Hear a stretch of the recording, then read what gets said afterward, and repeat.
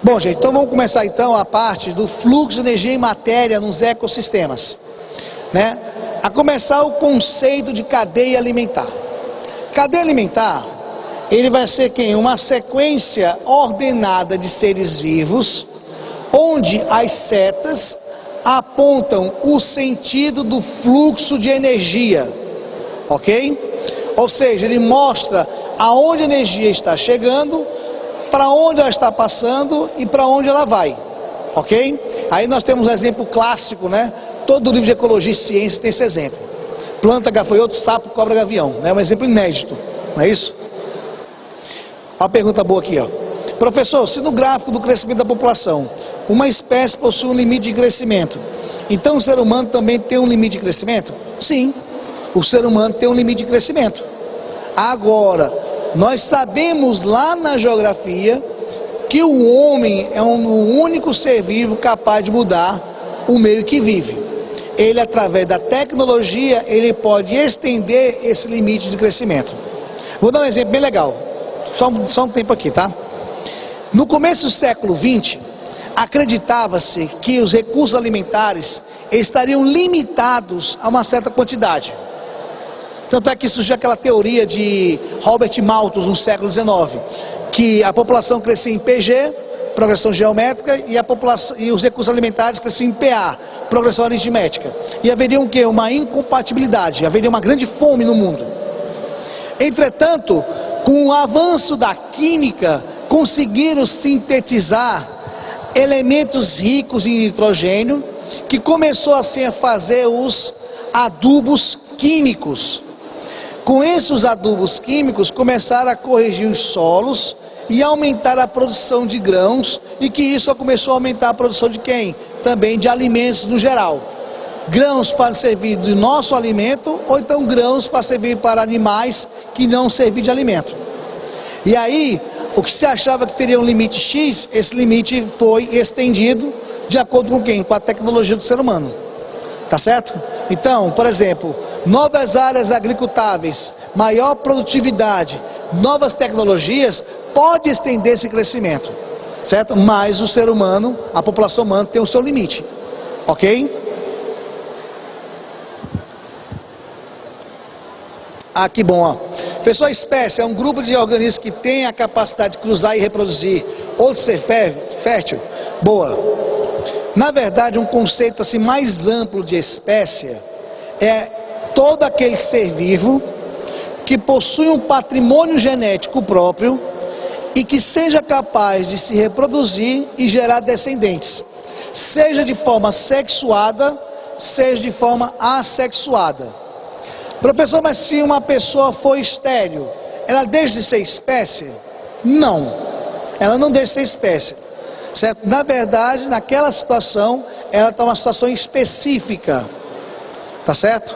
Toda vez, gente, que você vê situações particulares, não trabalhe em situações particulares, trabalhe no geral. É até bom mesmo nas questões de Enem ou então de qualquer outro vestibular. Quando você tiver em dúvida em uma opção, use o que nós chamamos princípio da parcimônia. O que é isso? É o princípio do bom senso. Aquilo que é o mais adequado na opção, é aquilo que for teoricamente o mais correto. Não podemos trabalhar na exceção, tá certo? Então, quando acontece uma situação dessa, a mulher é estéril, não, o homem é estéril, ele deixa de ser espécie? Não, ele continua sendo espécie, tá certo? Porque ele possui um patrimônio genético próprio, ele veio de seres vivos que são capazes de se reproduzir, mas apesar dele ser estéril, certo? Ele é considerado como quê? Uma espécie. Agora, quando você tem seres vivos, fruto do cruzamento de espécies diferentes, eu não posso chamar de espécie. Por quê? Porque eles acabam sendo estéril e não vão ter o patrimônio genético idêntico àqueles que eram dos seus pais. Tá certo? Então você vai ter essa situação. Híbrido. É um híbrido. Por exemplo, o ecos cavalos com ecos asinos. Ou seja, o cruzamento do cavalo com a jumenta. Exatamente, né? Ou então o chamado liger, né? Que é o leão com a tigresa. Tá certo? Tem também a zebra com a égua. Tem até um nome engraçado, chama-se zégua. Esquisito, não? A criatividade humana não tem limite. Vamos lá, gente. Então, a cadeia alimentar é exatamente isso, é um fluxo de energia. Você vê que a planta vai ser o grande captador de energia, e você percebe que a planta fornece energia para o gafanhoto, que fornece energia para o sapo, que fornece energia para a cobra, e que fornece energia para quem? Para o gavião. Como? Através da alimentação. Tá ok? Agora, existem alguns aspectos que é bom a gente lembrar. Primeiro, o fluxo de energia segue somente uma direção, ou seja, dos produtores aos consumidores finais. Segundo, existem perdas energéticas de um nível para outro. Perdas estas aonde? Na respiração. Ok? Então, é por isso que uma cadeia alimentar ela tem um certo limite, ela não pode se estender tanto, porque o recurso alimentar acaba o quê? Acaba sendo comprometido. E uma coisa no nosso dia a dia é bom a gente aprender. Pelo princípio da cadeia alimentar, local que tem muito sapo é o local que tem muita cobra. Vocês podem aprender isso. Se você vê um ambiente com muito sapo, cuidado, ali tem cobra. Ai, que horror, né? Desculpa, mas é verdade. Outra, local que você vê muita barata, cuidado, você vai encontrar escorpião. Entendeu? Então é uma questão assim, de fato. Assim como local que tem muito mosquito, você vai encontrar aquela lagartixa assim branca, que o nome correto, acredite, chama-se briba. Briba é o nome correto. É lagartixa, então briba. Não é víbora nem vibra, é briba mesmo. Tá bom? Você vai encontrar esse animal lá. Ok? Vamos lá, gente. Bem, os componentes de uma cadeia alimentar.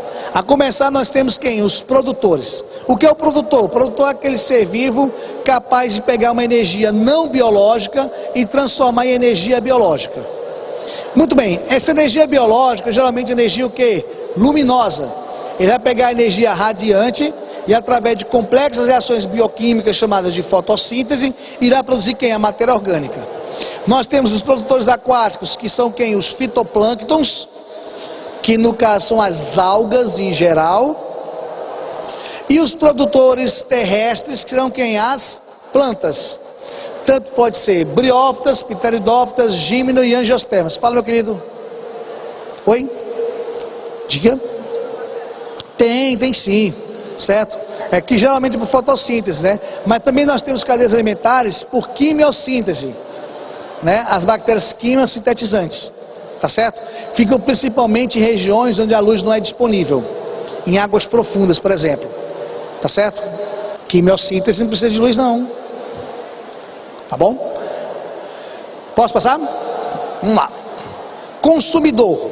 Consumidor é aquele ser vivo que vai transferir energia ao longo da cadeia. Ora serve de alimento, ora irá se alimentar, ok? Então, os consumidores, eles vão ser de diversos tipos, pode ser primário, secundário, terciário e até quaternário.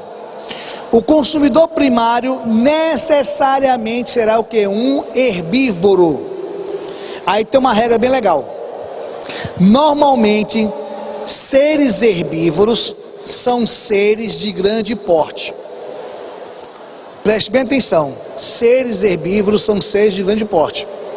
Por exemplo, entre os primatas, o maior dos primatas vai ser quem? No caso, o gorila. E ele é herbívoro, né? Entre os mamíferos terrestres, os maiores vai ser quem? O elefante. E adivinha o que ele é? Herbívoro. Tá certo? Então, em vias de regra, à medida que eles são herbívoros, eles são o quê? De grande porte. Por quê? Porque ao se alimentar de vegetais, haverá uma maior eficiência energética. Tá certo? Tanto é que na nossa dieta, você vê que pelo menos 60% do nosso gasto energético vem de quem? Do consumo de carboidratos. Tá certo? E os carboidratos, 90% deles vem de onde? Vem dos vegetais. Tá certo? Então você tem, no caso, o consumidor primário são os herbívoros, e normalmente os herbívoros são quem? De grande porte. Olha aquele búfalo que eu falei nesse instante, o galgo. Tá? Ele é imenso, cara, o galgo. Tá certo?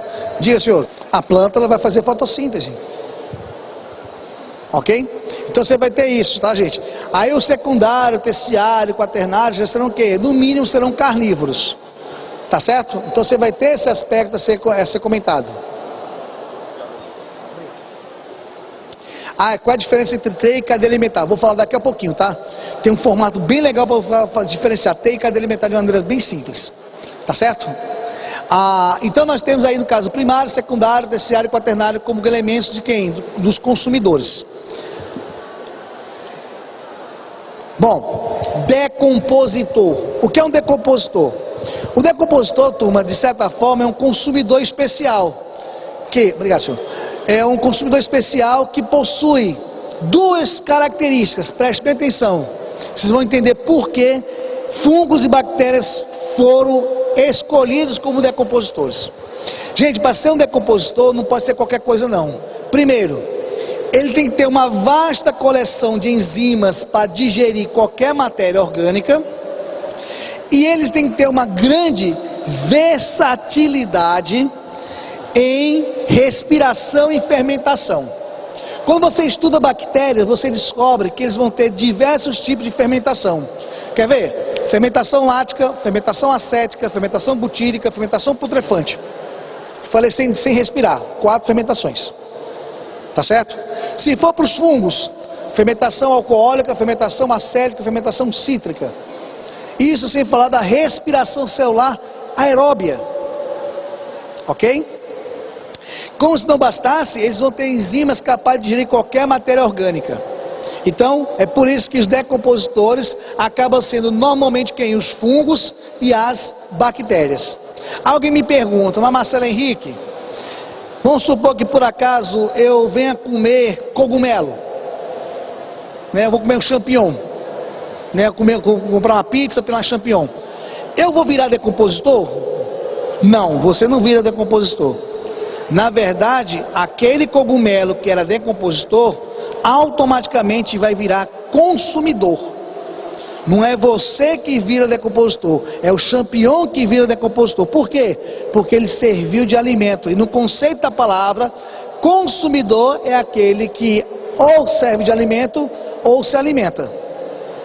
Tudo bem? Vamos ver aqui as perguntas.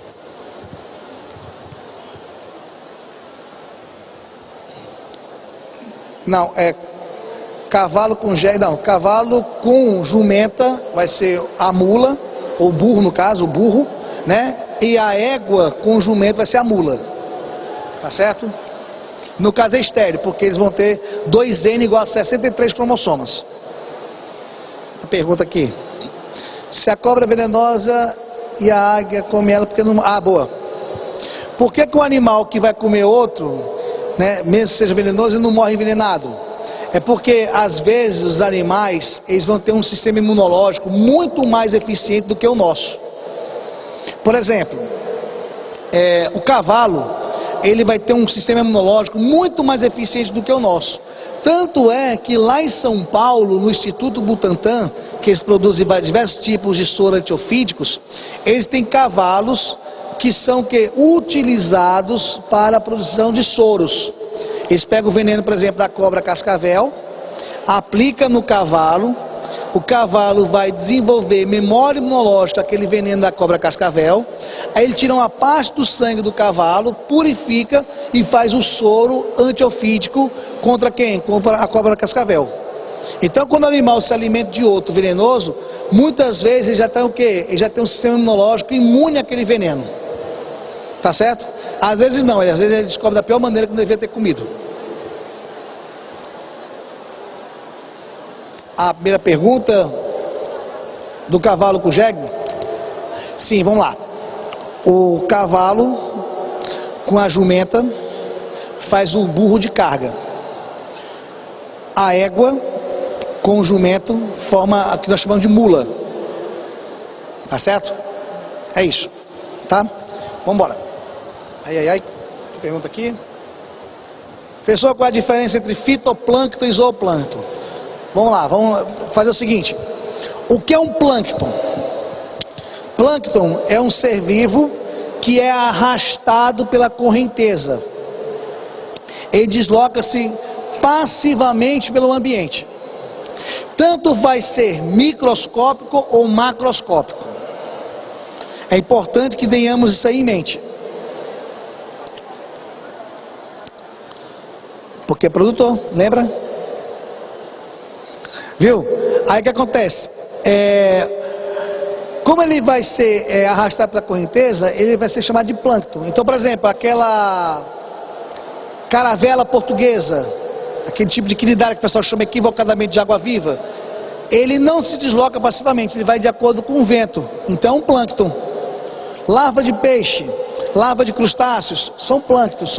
Eles, como são plânctons de animais, chamamos de zooplâncton. E os plânctons que são as algas, chamamos de fitoplânctons. Tá certo? Isso aí seria assunto para outro dia, para a gente conversar com vocês. Vamos embora. Eu acho que eu respondi todos aqui. Gente, nível trófico. Olha que coisa massa. Nível trófico tem um decoreba horroroso que diz assim: representa o nível de energia de cada componente da cadeia alimentar. Beleza, mais abstrato do que isso eu ainda estou para encontrar.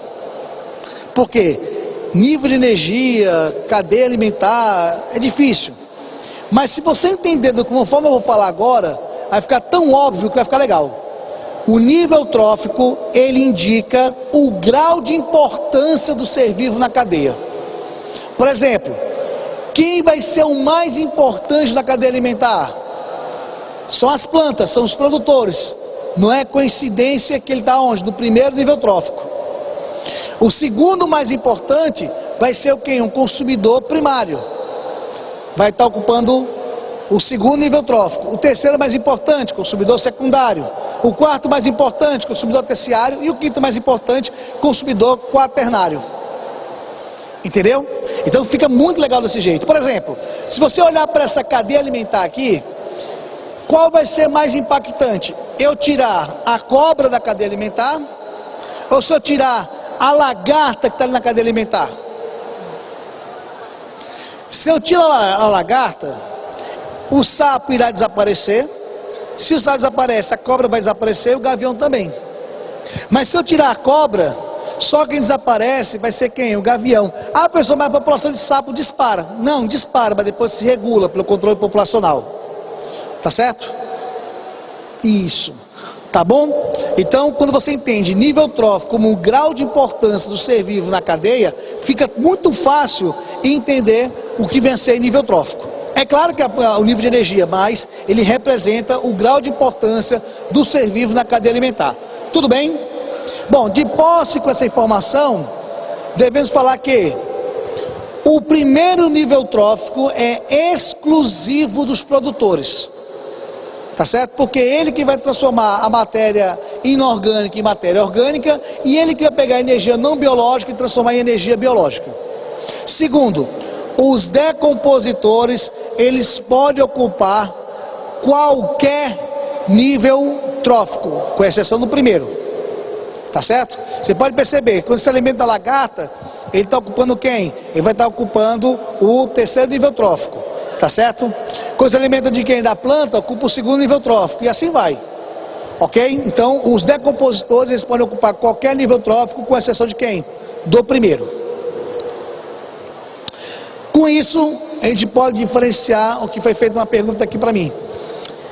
A diferença de cadeia e teia alimentar. Gente, teia alimentar vai ser um conjunto de cadeias alimentares interligadas. Mas mais do que isso, teia alimentar, ela vai representar, vai ser caracterizada quando tem o quê? Um ser vivo ocupando mais de um nível trófico. Tá certo? Então, quando eu tiver um ser vivo ocupando mais de um nível trófico, eu tenho claramente quem? Uma teia alimentar. Observe, por exemplo, ó, você vê que aquele gavião ali, ele tanto pode ocupar o primeiro, o segundo, o terceiro, o quarto nível trófico, né? Quando se alimenta de quem? Da cobra. Mas ele pode ocupar também quem? Ele pode ocupar o terceiro nível trófico, quando ele vai para onde? Quando você tem, ele consome de quem? Ele consome a coruja. Tá certo? Você percebe ali, ó, o rato, o segundo nível trófico, coruja, o segundo nível trófico, Não, o rato é o segundo, a coruja é o terceiro, o gavião é o quarto. Mas quando se alimenta de cobra, ele ocupa quem? O quinto nível trófico. Tá certo? Presta atenção ali, ó. Árvore, primeiro nível trófico, gafanhoto, segundo, pássaro, terceiro, cobra, quarto, gavião, quinto. Correto? Mas quando é por baixo ali, ó, a árvore, primeiro nível trófico, o rato ali, o segundo, a coruja, o terceiro e ele quarto. Então ele ocupa o quarto e o quinto nível trófico ao mesmo tempo. Entendeu? Então assim você tem quem? Você vai ter uma teia alimentar. Tudo bem? Bom, vamos passar agora para um outro tópico. Pirâmides ecológicas. O que são as pirâmides ecológicas? Pirâmides ecológicas, gente, são representações gráficas de algumas informações presentes num determinado ecossistema. Normalmente as três pirâmides mais famosas seriam quem? A de energia, a de matéria e a de números. A pirâmide de energia é aquela que representa a quantidade de energia potencialmente transferida, certo? De um nível para outro, né? Nesse tipo de pirâmide, obrigatoriamente, a base vai ser quem? A porção mais larga da pirâmide, certo? Então a base vai ser a porção mais larga da pirâmide. Por quê?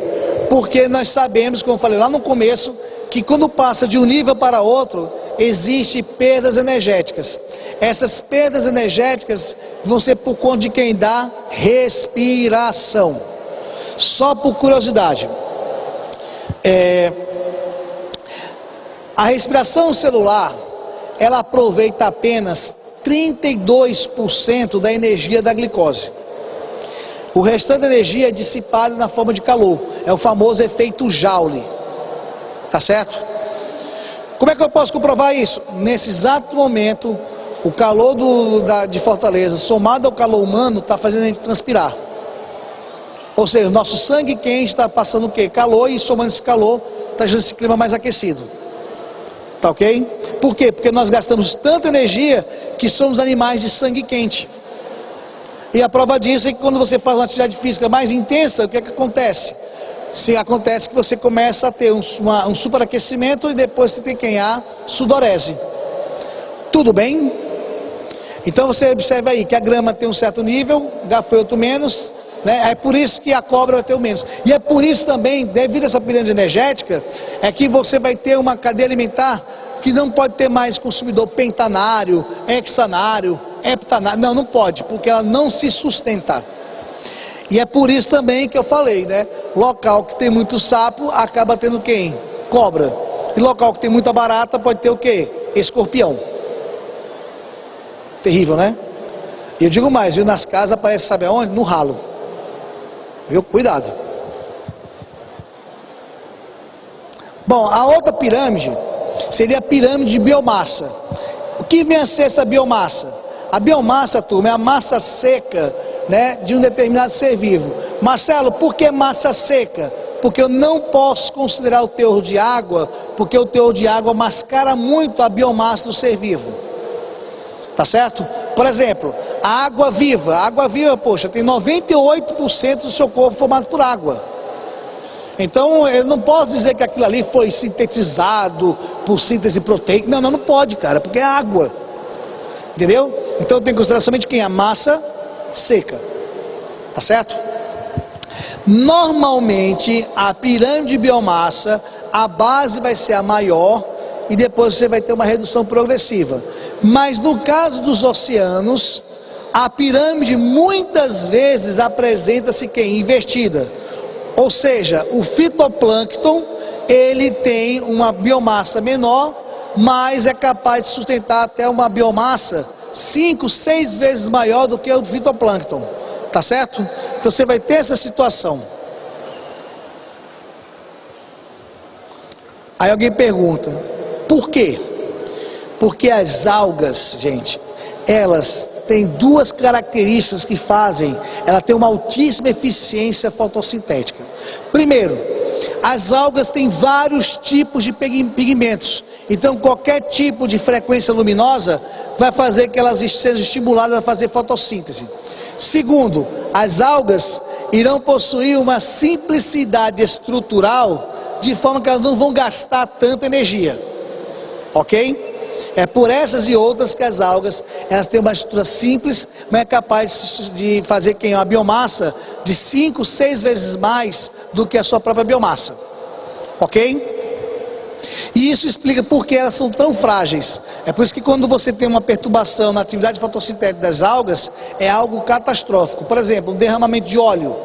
Se bloquear a passagem de luz, você tem quem? Você vai ter, né, um processo que vai comprometer todo um ecossistema. E finalmente nós temos as chamadas pirâmides ecológicas, tá? As pirâmides ecológicas, gente, né, no caso de número, ela vai indicar o que? O número de seres vivos de uma cadeia alimentar. Essas aí, né, elas quando aparecem certinho é raro, porque normalmente elas parecem completamente distorcidas. Você vê, por exemplo, ali, árvore, lagarta, pássaro, né? A árvore vai ter só uma unidade, lagarta vai ter o que? Algumas centenas de lagartas nessa árvore, e de pássaro você vai ter quem? Algumas unidades, tá certo? Então aquela pirâmide ali de números da árvore é qualquer coisa parecida, mas não é pirâmide, tá certo? Mas só que pela força da expressão chamamos de pirâmide, ok? Moçada, bem, então por aqui nosso conhecimento teórico é esse, tá certo? Aí só tem uma lembrança aqui para vocês, nesse começo da trajetória, grave sempre essa frase: seja a mudança que você deseja ver no mundo, ok? Então, se vocês abrem mão do final de semana para estar estudando com um objetivo maior, é porque vocês querem ser a mudança desse mundo, tá certo? Vamos para as questões? Vamos lá, né?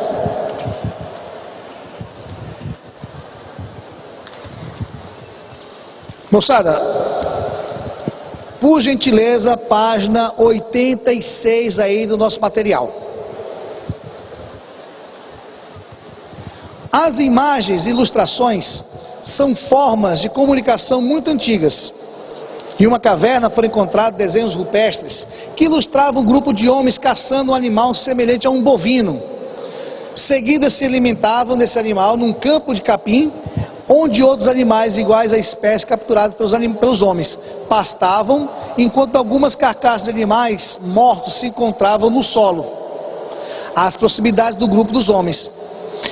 Quanto aos elementos descritos na ilustração mencionada, afirma-se que os homens são carnívoros e pertencem ao nível trófico dos consumidores primários. Falso.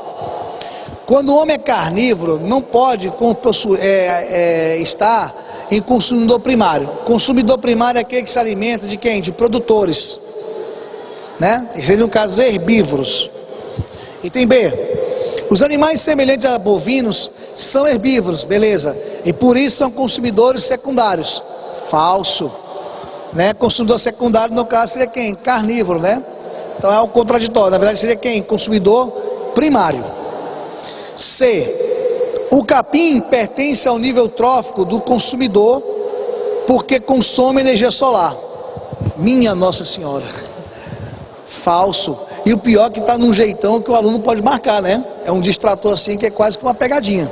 Na verdade o capim é um produtor, e fim de papo, tá certo? Que é exatamente isso, ó. O capim é autótrofo e por isso pertence ao nível trófico dos produtores, tá certo? Beleza. Bom, lê o texto a seguir. Com base em análises estatísticas, genéticas e em modelos evolutivos, Mauro Galete da Unesp e sua equipe estudaram a palmeira, Palmito jussara, que é o Tepes edulis, importante fonte de alimento para mais de 50 espécies de aves da Mata Atlântica, como papagaios, sabiás e tucanos, que se alimentam de seus frutos, além de ter importância econômica. Para isso, coletaram 9.000 sementes de 22 populações da palmeira espalhadas ao longo da costa sudeste do Brasil. Ao combinarem todos esses dados, os pesquisadores verificaram que em locais onde as aves de maior porte haviam sido extintas há mais de 50 anos, tanto pela caça predatória como pelo desmatamento, as populações das palmeiras produziam apenas frutos pequenos, enquanto em áreas de floresta mais conservada, com quantidade de aves suficientes para desempenhar sua função ecológica de dispersão de sementes, as palmeiras produziam frutos de tamanhos mais variados, com sementes pequenas e sementes grandes. Sobre esses aspectos, a qual a evolução das plantas e do disseminador de sementes, assinale a alternativa correta. A queda na produção das aves frugívoras de grande porte pode estar associada à diminuição do tamanho de sementes do palmito Jussara e, consequentemente, a mudança dos seus padrões evolutivos. Sim, o estudo está apontando claramente isso, né? Se você tem aves menores, então você acaba tendo uma dificuldade de levar sementes maiores para dispersão, e o que vai fazer o quê? Ter palmeiras somente com sementes menores. Então foi isso que aconteceu mesmo. Então o item correto é o item A. Vamos ver os outros itens, porque está falso. A mudança dos agentes polinizadores para as aves frugívoras do médio e pequeno porte normalizou o genótipo do palmito Jussara em ambientes degradados. Não. Na verdade, a mudança do agente polinizador fizeram o quê? As sementes maiores desaparecessem. Tá certo? Então você diminuía a frequência dos genótipos, ou seja, o tipo de gene, para quem? Para sementes maiores. C. As intervenções realizadas pelo homem podem interromper a evolução biológica do tucano e do papagaio, mas não atinge o palmito Jussara, considerada a continuidade de produção de sementes. Falso. A intervenção humana pode comprometer tanto a ave como o palmito Jussara. Uma gama de fenótipos diferentes só é possível a uma espécie vegetal com pequena variedade genética. Vou nem continuar, tá falso. Como se eu tenho uma grande variedade genética, eu vou ter uma grande quantidade de fenótipos. Então, o que ele falou aí foi contraditório, tá certo? Item em ambientes conservados, pássaros de bico médio foram favorecidos em relação aos de bico grande, possibilitando uma seleção estabilizadora para os disseminadores de semente e uma seleção disruptiva para o palmito Jussara. Não. Falso. Na verdade, certo? Os pássaros de bico médio, eles foram favorecidos em relação ao bico grande. Mas na verdade que houve foi quem? As aves, o palmito Jussara acompanhou também essa questão de seleção de sementes em porte médio também, tá certo? A seleção estabilizadora é o que? Os elementos extremos são cortados, fica somente quem? Aquele elemento médio. E a disruptiva, aquele fenótipo médio é eliminado e os fenótipos extremos são selecionados. Então, na verdade, a palmiteira, o palmito, ele foi selecionado também por quem? Por seleção estabilizadora, tá certo? Então, a questão 2 é o item A. Questão 3. Os materiais orgânicos da natureza passam por um processo de reaproveitamento, chamado de reciclagem, que é fundamental para a manutenção do equilíbrio do ambiente. Para que a reciclagem ocorra de maneira satisfatória, são necessários que os seguintes agentes biológicos, no caso quem? Bactérias e fungos, Ou seja, porque são eles que vão ter a maior coleção enzimática para esse processo. Tá certo? Questão 4. Todo ser vivo, todos os seres vivos necessitam de energia para manter a integridade celular e a função de diversos órgãos e sistemas. No entanto, item C, tá? C de casa. Então, terceira questão, C de casa, ok? Vamos lá. Quarta questão. Todos os seres vivos necessitam de energia para manter a integridade celular e a função de diversos órgãos e sistemas. Entretanto, as vias de obtenção de energia podem ser distintas em diferentes organismos. Qual das sentenças abaixo explica corretamente a diferença entre autótrofo e heterótrofo? Vejamos, item A. Apenas os heterótrofos dependem dos compostos químicos do ambiente para gerar energia. Falso. As plantas também precisam da matéria orgânica que produzem para a sua sobrevivência. Trocando em miúdos, as plantas também realizam respiração celular. Tá certo? B. Somente os heterótrofos precisam de oxigênio para produzir ATP? Não. Acabei de falar, as plantas também realizam respiração celular. E no caso, a respiração aeróbia. C. Apenas os heterótrofos possuem mitocôndrias? Não. As plantas também possuem mitocôndrias porque também realizam respiração celular. Tá certo? Item D de dado. Somente os autótrofos produzem energia utilizando inicialmente gás carbônico e outros compostos inorgânicos. Sim, correto. Tá certo? Então o item correto é o item D de dado. Quinta questão. Os parasitoides, mistos de parasitas e predadores, são insetos diminutos que têm hábitos muito peculiares. Suas larvas podem se desenvolver dentro do corpo de outros organismos, como mostra a figura. A forma adulta se alimenta de pólen e açúcares. Em geral, cada parasitoide ataca hospedeiros de determinada espécie. E por isso, esses organismos vêm sendo amplamente usados para o controle biológico de pragas agrícolas.